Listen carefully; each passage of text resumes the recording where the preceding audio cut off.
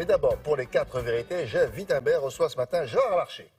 Gérard Larcher, le président du Sénat, est, comme vous le savez, l'un des piliers de la campagne de François Fillon.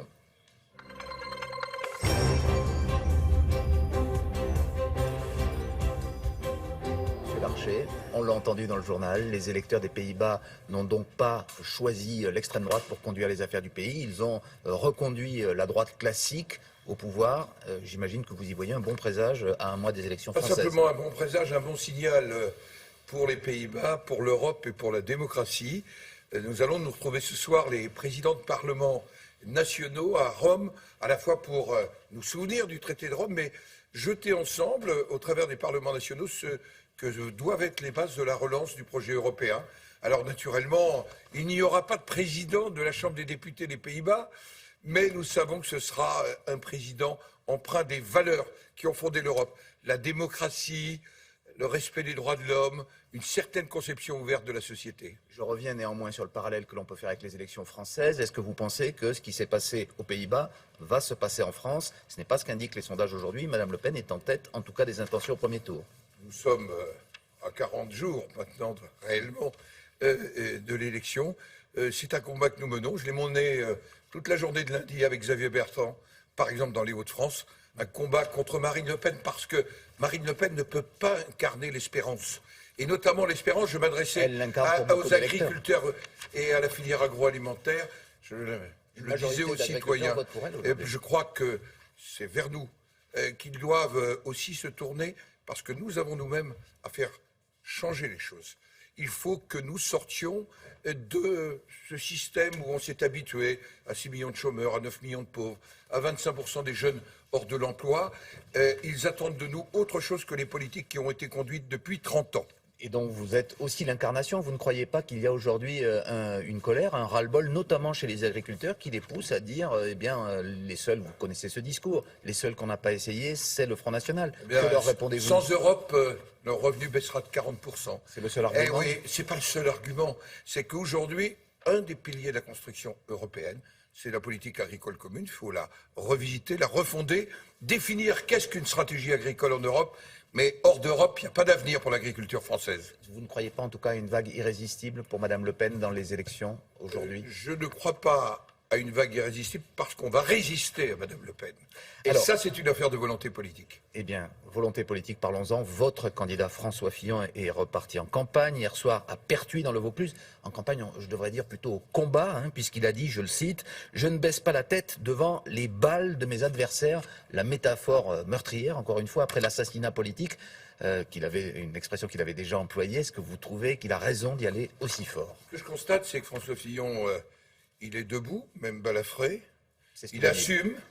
Il assure. Il reçoit des balles. Oui, enfin, disons qu'il n'a pas reçu du coton. Il a vraiment eu contre lui un certain nombre d'attaques très directes, une forme d'emballement médiatique. Il n'a bénéficié ni de la présomption d'innocence, il n'a pas bénéficié du secret de l'instruction.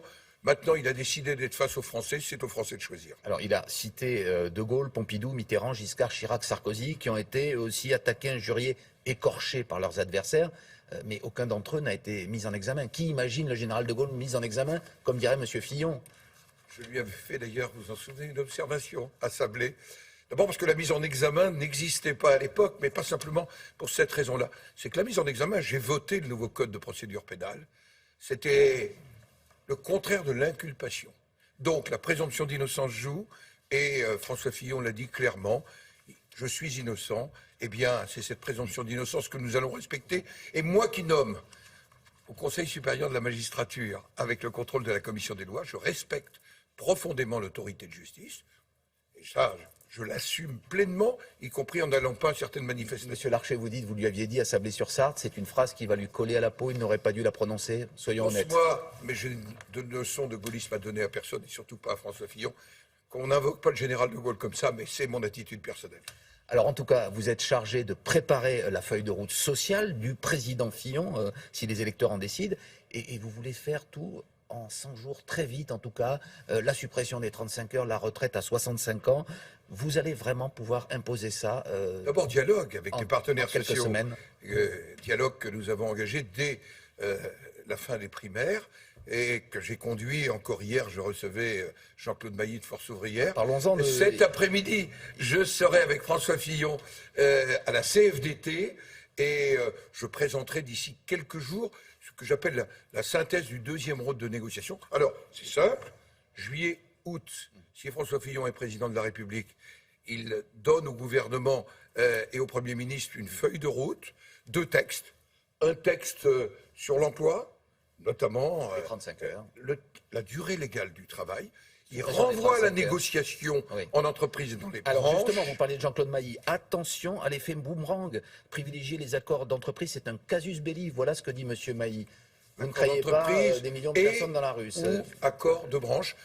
La C'est- légitimité politique l'emportera Bien sur les sûr, syndicats. parce que, et je connais bien Jean-Claude Mailly, que les syndicats de salariés s'expriment, je trouve ça tout à fait naturel, mais c'est la démocratie politique qui l'emporte et je ne connais aucun responsable. J'ai rencontré Jean-Claude Martinez il y a 3 jours, par exemple. Bien sûr que les points de vue ne sont pas les mêmes, mais c'est ça le dialogue, c'est ça aussi le respect de la Martinez, démocratie. Le leader de la CGT. Le leader de la CGT. Alors, comment pensez-vous néanmoins politiquement qu'un président qui est sous le coup d'une mise en examen pour détournement de fonds publics pourra imposer de tels sacrifices à la population? On imagine déjà les banderoles, les slogans. Est-ce que ce ne sera pas entravé? Est-ce qu'il ne sera pas entravé par la force des choses? Vous voyez que le pire des sacrifices, c'est pas s'être habitué à 6 millions de gens éloignés de l'emploi. Est-ce que vous ne croyez pas que le sacrifice, c'est 9 millions de nos concitoyens qui vivent Oui, mais le sous le statut seuil de pauvreté? personnel de celui Si qui on ne imposera change ça. pas, moi je suis un gaulliste social, certains même disent que je suis l'aile gauche, eh bien nous avons besoin de changer de logiciel pour aller vers le plein emploi. C'est ça l'enjeu.